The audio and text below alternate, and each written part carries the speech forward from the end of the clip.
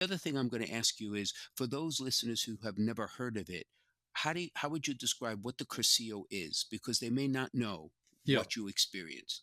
Yeah, well, it's one of the wonderful things that preceded Vatican II and blossomed after Vatican II, a whole vision that lay people are really called to holiness and mission. And every layperson needs to awaken to what it means that they're baptized. Some people say that one way of understanding Vatican II is it rediscovered the theology of baptism, that Hmm. baptism isn't just a ceremony, it isn't just a ritual, Hmm. it's actually a sacrament that brings us into living relationship with God. And the Lord living in us wants to wants us to participate in his love, his mission, uh, his life. And so, for example, Jesus dwelling in our soul, what's he doing? He's fiercely loving God the Father. Zeal for his Father's house consumes him.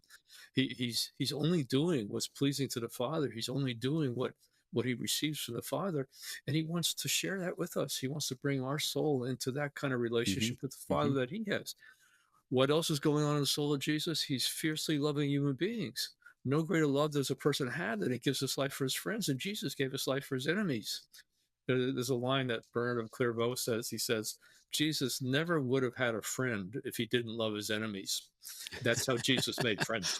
He loved his enemies and they became friends. And the kind of love that Jesus had for people was focused on their Mm. salvation, was focused on the Right. forgiveness of their Right. sins, Right. was focused on their being born Right. again by water and the Spirit, was Right. focused on them kind of preparing for returning to the Father's house with Jesus in the resurrection of the dead, and so it wasn't just helping them in this life. And so Jesus's signs weren't just for compassion to relieve people of suffering, although Hmm. they were that.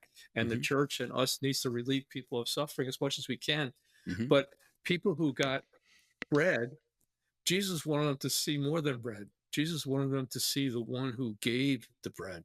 Jesus wanted them to believe in the source of the bread. Jesus wanted them to recognize who he was. And so I'm so concerned in many ways today.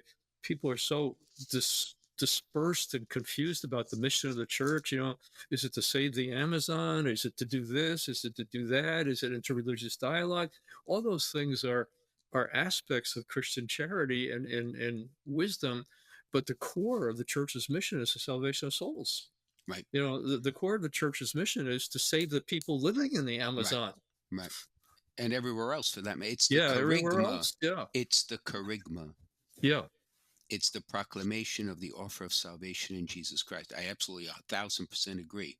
Absolutely agree. And you also made another comment, which I think is fascinating. And I think it is unused potential in the church that can help evangelization. And so, what am I referring to?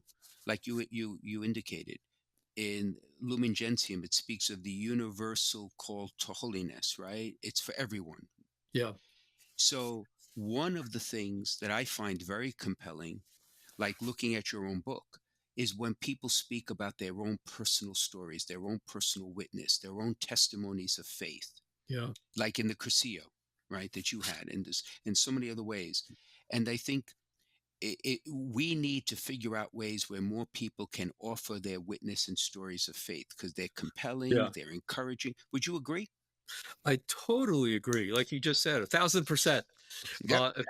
The fact that every class I teach at the seminary, whether it's our STL program for priests or whether I'm teaching all the Hmm. transitional deacons this year, great group, from 10 different dioceses with 3 religious orders. At the beginning of every class, I have a seminarian or two give a 5-minute testimony. And the way I describe it to them, Mm. say, I don't want to hear your vocation story. I want to hear when God became real to you, when you knew that God was speaking to you, when you knew that God was calling you, when you knew that God was real. And I want you to explain it in a way that fallen away Catholics and unbelievers can understand what you're saying. And it's so inspiring. It's so Hmm. inspiring to the whole class when people hear about Hmm. how each person became alive to the Lord and said yes to the Right. Lord. And Right. and and then it's really valuable for them because they need to do this with their people. I totally agree with you. We need a lot more Hmm. testimony going on because Hmm. Jesus is doing things in every Catholic parish, but it never comes to Right. visibility. Right. You know, Without and yeah, do the seminarians find it challenging to do what you just said? they find it challenging, but they really see the value of it. Yeah, of But course. what we do is after they give their testimony, Hmm. we do two things. They say, well, what do we think was particularly effective about Deacon Joshua's testimony? And it's very gentle. I mean, and everybody has something to say about Hmm. that was something was good about it. And then we say, what do you think it could be done to improve his sharing? And some really good suggestions. Sometimes there's significant weaknesses. Sometimes they overemphasize some things. Sometimes they forget what the purpose of it is. Sometimes they use language that unbelievers couldn't understand, you know.